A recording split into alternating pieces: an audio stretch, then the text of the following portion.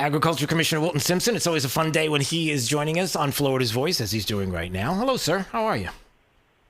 Hey, good afternoon. I'm doing great.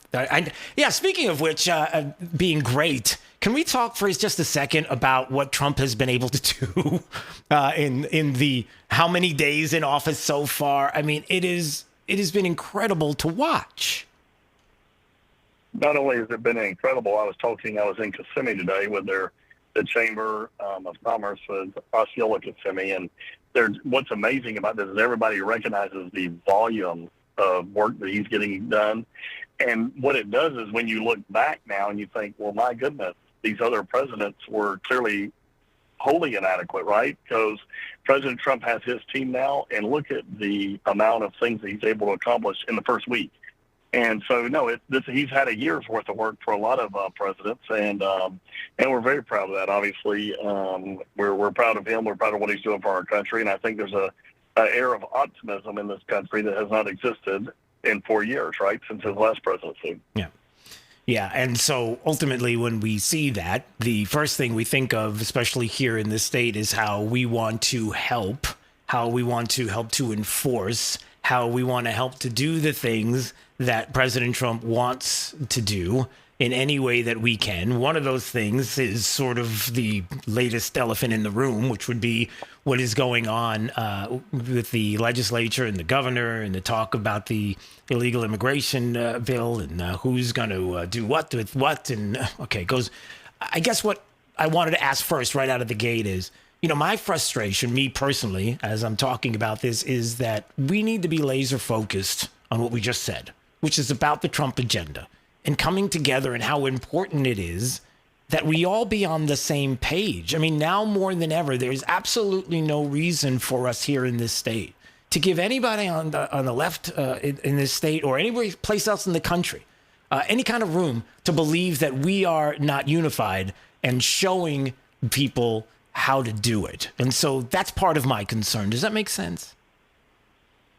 It makes complete sense. And look, I think the governor is clearly making a case for not wanting to do what the legislature wants. And what I would point out to everyone listening is if you go back the last 25 years, we have had a very conservative legislature. There must be a reason that, there was a vote of nearly unanimous votes of the legislature, your Republican legislature, to do the bill the way that they chose to do the bill. And I think what they're looking at is what is the most efficient way to carry out President Trump's agenda? What is the most efficient way to make sure that we have all the tools that we need to do it? And so, the governor's clearly pushing back on this notion, or, he said several things, right? I'm the fox in the hen house and, agriculture. And then, of course, if you look at, some of the president's team has tweeted out, agriculture is not the big problem here, right? It's tourism, it's hotels, it's construction, it's all these trades within the state. And for some reason, the legislature made the decision to put it at the Department of Agriculture.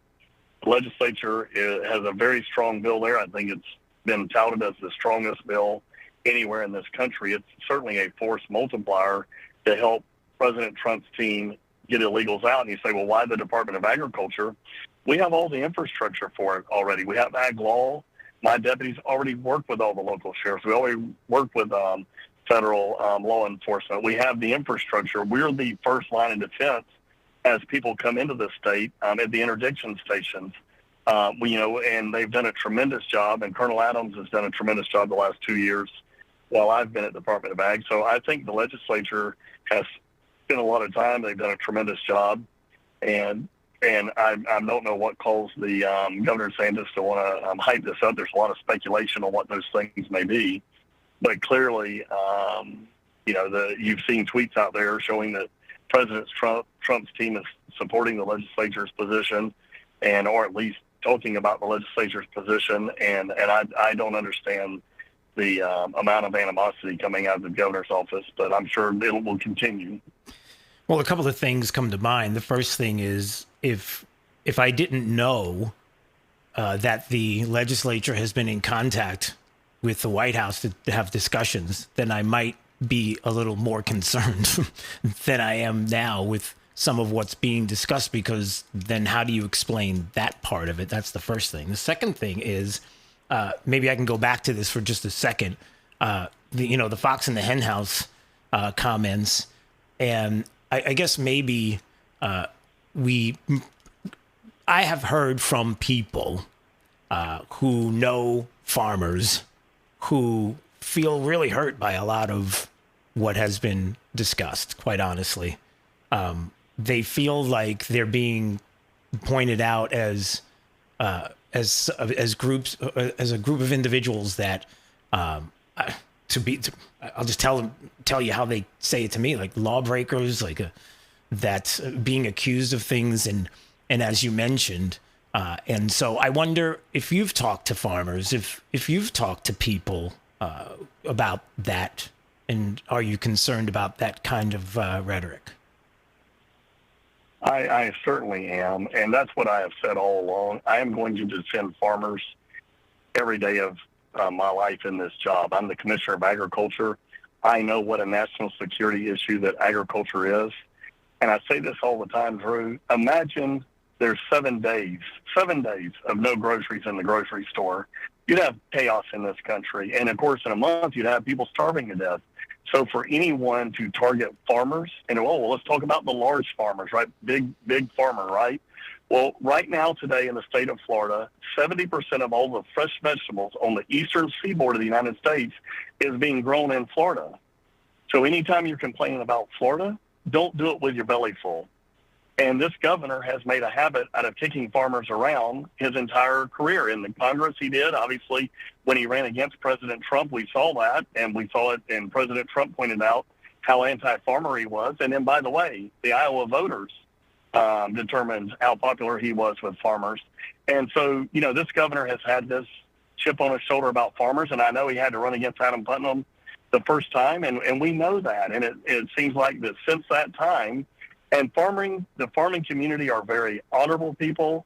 They're pro-law enforcement. They're pro-community. But we take a lot of pride in the food and fiber that we provide this country and this world with from the state of Florida. And singling out farmers of any stripe, I believe, is not well taken. I don't think it's a good plan for him. And I think that the people in Florida, of course, you'll get some, liberal groups primarily siding with the anti-farmer stance because they want us to go away for the net zero.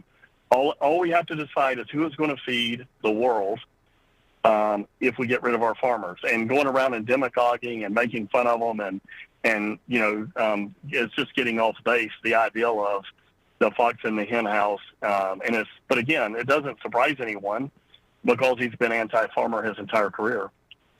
And before we go, I guess the other thing I was going to ask, you kind of touched on it, but maybe you can emphasize this a little more and maybe dig in a little deeper. But the legislature feeling like the best place for the responsibility to be with the Department of Ag, and like when you heard that, and your thoughts. The reality is when the legislature made the decision, but this was not a Wilton Simpson decision, Commissioner of Agriculture, when the legislature made the decision to put the Department of Agriculture, that is their call. They have been in contact with the White House, with the president himself and others, as what has been reported on widely.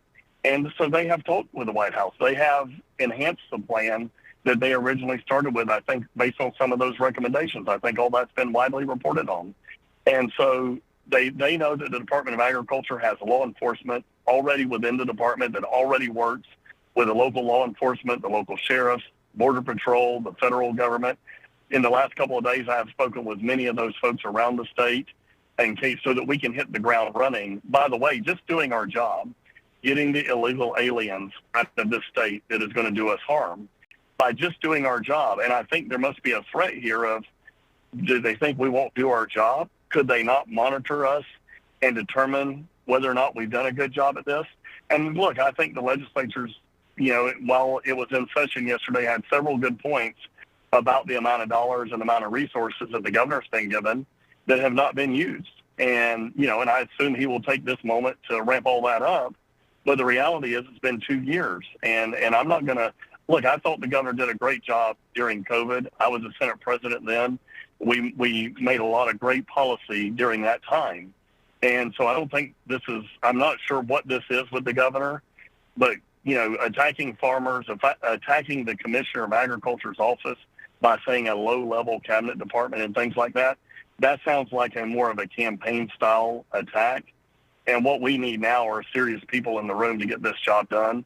If the legislature comes to the conclusion that's the Department of Agriculture, we will do this job, and we will do it with honor, and we will do it with a fast track. And again, as you know, President Trump's been a good friend of mine for a long time. We will coordinate with his team in Washington, which I spoke with yesterday. We will coordinate with all law enforcement. We have some of the greatest law enforcement in the entire country right here in the state of Florida. We have 67 sheriffs now that are doing an amazing job keeping us safe. They are the front lines of this fight. And I will always support our law enforcement. I always did in my Senate career as Senate president.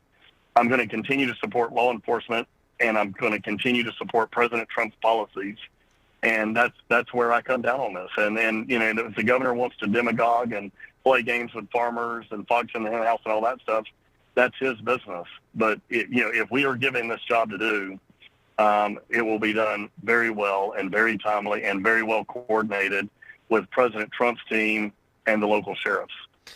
All right, sir. Well, I always appreciate a visit. Thanks so much for a few minutes of your time today. All the best. God bless. We'll see you soon. Hey, God bless. Okay. That is Florida Agriculture Commissioner Wilton Simpson joining us on Florida's Voice.